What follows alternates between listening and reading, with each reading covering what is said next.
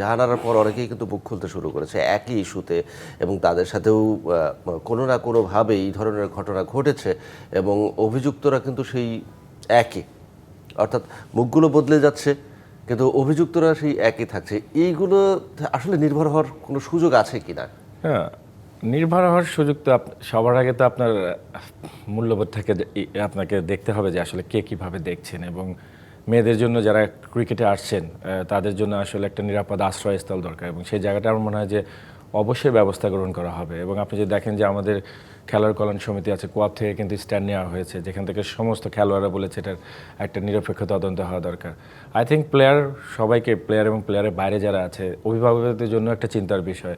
তো সবাই মিলে আমার মনে হয় যে এটার একটা অবশ্যই একটা সঠিক শুরু হওয়া দরকার, যেটা ভবিষ্যতে বাংলাদেশ চলে যাবে কিনা, কারণ অভিভাবকদের কথা আপনি বললেন যে স্বচ্ছন্দে কি আসলে এটার যদি দৃষ্টান্তগুলো বিচার না হয়, দোষী যেই হোক, দৃষ্টান্তগুলো যদি বিচার না হয়, তাহলে আসলে অভিভাবকের জায়গা থেকে একজন অভিভাবক তার মেয়েকে আসলে খেলাধুলায় পাঠাতে কতটা নিরুৎসাহিত হবে কিংবা উৎসাহিত হবে?